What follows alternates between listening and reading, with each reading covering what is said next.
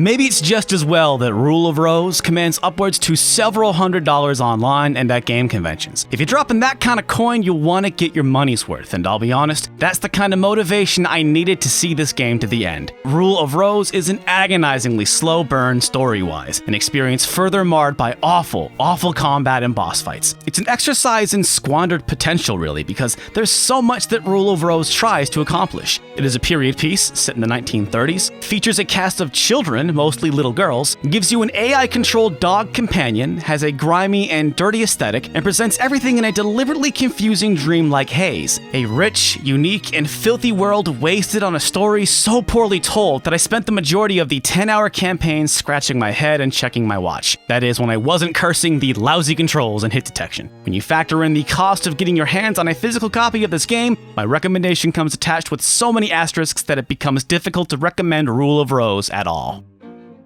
At times, I feel my job reviewing a game is less about giving my opinion and more about explaining what you should expect from a game. Though you're still getting my opinion, don't worry about that. But I went into this game thinking it was going to be a Silent Hill, a Resident Evil, a survival horror game. I mean, after all, the back cover depicts Jennifer clutching a revolver, and the game starts with you walking a spooky path to a spooky orphanage where spooky bag-wearing kids are beating something that's probably spooky in a bag with spooky sticks. I don't need to tell you fine folks that I was ready for the spooks. I'm here.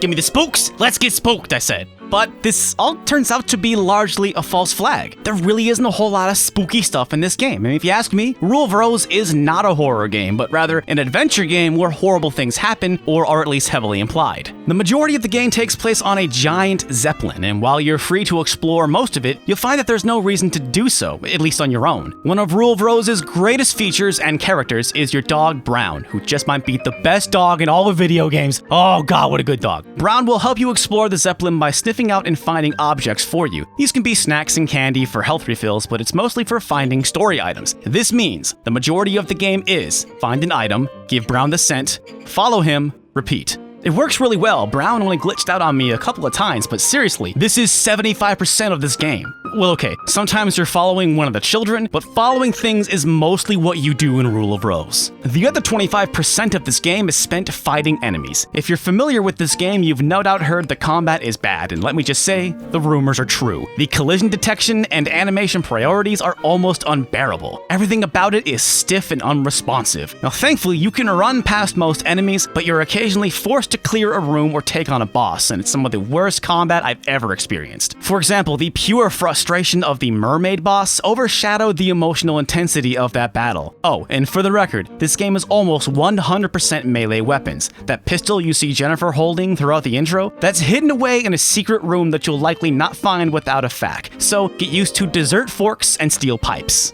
So this is an adventure game, I can work with that. This doesn't belong next to Silent Hill, but Echo Night Beyond. But adventure games like this one live and die by their stories, and Rule of Rose's story is both its greatest asset and biggest blunder. The opening hours quickly set up a rich cast of characters and their hierarchical society called the Red Crayon Aristocrats. However, frustratingly little is done to set up an actual story or your character's motivation. None of the characters are given much of an introduction outside of a quick roll call, and throughout most of the game seem to exist in an alternate reality and seldom directly acknowledge you except to tell you how much they hate you. Filthy wretch. Chapters are bookended by crudely drawn children's books, but their place as a meta-narrative is underutilized. The game subjects you to following your dog around, suffering through terrible combat encounters, while feeding you little more than story breadcrumbs. Honestly, if I'd not been bound to finish this game because of this review, I would have stopped only a few hours in. But I did take the advice from a friend. Listen, Derek, you gotta keep going. This game is totally worth it. And I'll admit it, the closing 30 minutes drop some huge bombshells that clarify the events and alter the context of everything that came before it. But it is an incredible slog to get to that point. Never have I seen a game so deeply bury its lead. If showing but not telling is good storytelling, Rule of Rose seems convinced that doing neither is great storytelling. Hey there, Derek.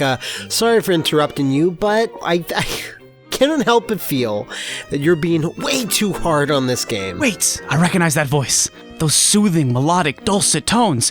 It could only be that of a super best friend. It's me, Matt from Super Best Friends Play. But in the interest of time, let's just skip the joke about you pretending not to know who I am, because I just really want to counterpoint what you just said about the game. Alright, but I'm just following standard YouTube collab protocol. We're all supposed to pretend like this wasn't pre-produced.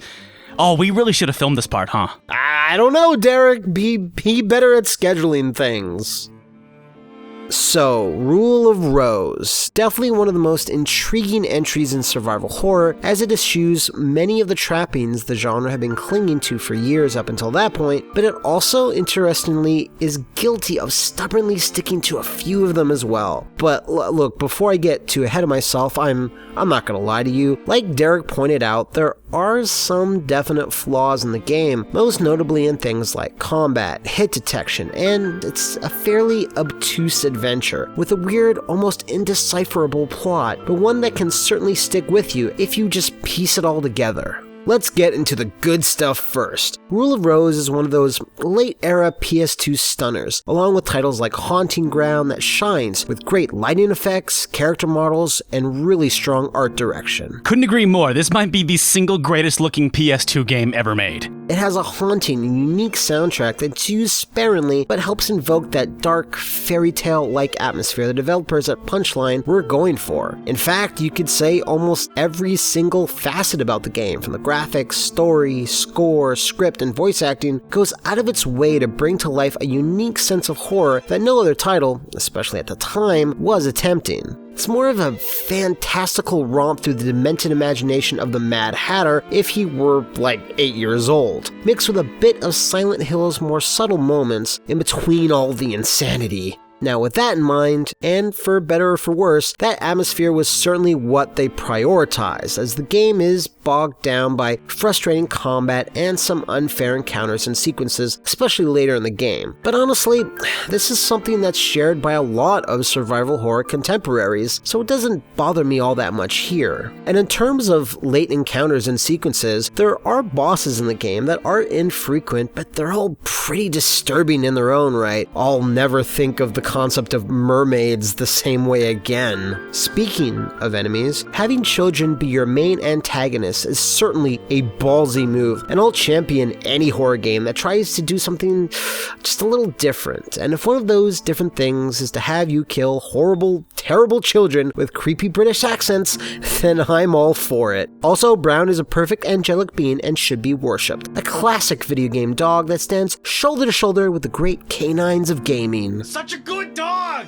Getting back to the plot though, aside from Silent Hill, in terms of story, almost all horror games of this era either had a virus, or a curse, or some type of calamity that causes monsters to appear and you gotta kill them and escape. In Rule of Rose, the story is piecemeal to you very gradually throughout the course of the adventure. If you see it through, I think it stands as a very interesting look into the human psyche, the confusion of the change between childhood and adulthood, the desire to be accepted, and the bond between two people. It's certainly a more memorable tale than, say, Resident Evil Dead Aim or Alone in the Dark Inferno, to name a few. It is a shame that some facets of the gameplay, did not receive as much time and polish as the atmosphere, graphics, and art direction did, but overall, I just think that Rule of Rose is more than unique enough to warrant checking out, especially if you're a fan of old school survival horror games or just some creepy adventure-y type games of that kind of PC 90s era. Okay, sure, no, that's a fair rebuttal. This game really does deserve credit for doing some super interesting stuff, but the big sticking point is the cost. I mean, seriously,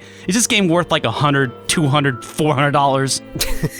No, of course not, man. Dude, you cannot be serious. This game for $200? Oh, you agree? No way. It's like worth like $50 or $60. Like, it's not that good.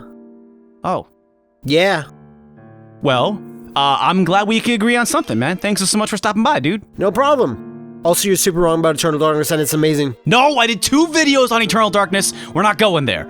Wait, actually? No, real talk. Okay, when I finished Eternal Darkness, there was a sense of release. Like, thank God, I'm done with that game forever. And there was a bit of that with Rule of Rose, but I could actually see myself playing through this game again to try and piece the story together. I'm glad I took Geoff's advice. Derek, If you don't finish this game, then you're going to be just as filthy and wretched as Jennifer. And finish this game. The ending was pretty good. Thank you, Geoff. But I'm not so sure it was worth the time and frustration. And I agree with Matt. This is a very unique game that subverts many horror trappings seen at the time, but it's just not worth that kind of money. There are just too many problems here. If you want something that's actually going to give you your money's worth, I'd recommend Snatcher for the Sega CD, or something you can't really emulate like a Complete Steel Battalion. Rule of Rose has heart and a great story buried deep in there if you want to go digging for it, but at the end of the day, it's difficult to recommend. Thanks for watching. I want to give a super special thanks to Matt from Super Best Friends and Geoff from Mother's Basement for helping me out with this video, even though they both knew ahead of time we'd have different opinions about this game. Be sure to check out their channels. And hey, if you want more of this channel, why don't you hit subscribe, say something nice in the comments, and check out our other videos. For Halloween, we reviewed Clock Tower 3 for the PS2, that's on the right, and looked at Resident Evil 2 ports, prototypes, and oddities, that's on the left. Stop Skeletons from Fighting is a Patreon-supported show and would not be possible without every single one of these fine people. This video was actually voted on by our supporters. We got a number of tiers you can pledge, so please click the link and give what you can. Also, check below for the links to our social media like Instagram and Facebook. Thanks again for watching, and we'll see you again real soon.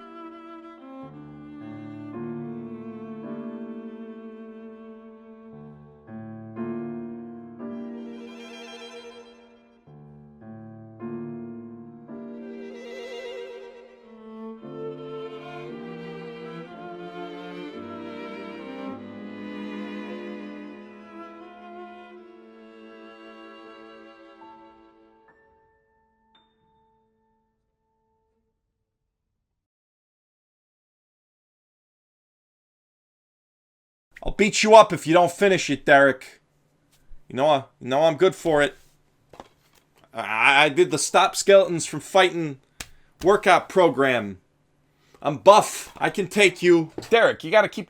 Oh, God, that's too hard to hold. I banged my finger in the door. I know karate, Derek. I'm gonna beat you up. I got the Hulk on my t-shirt. That's... Fuck. You're screwed, Derek. You're boned. I gotta escalate this because I don't know how to bully people like a British little girl. Those girls are really messed up. They're the ones you gotta watch out for. All of this stuff I'm threatening you with, you can deal with it. Give you noogies. I got big noogie fingers. I don't know what I'm doing. Derek, what am I doing?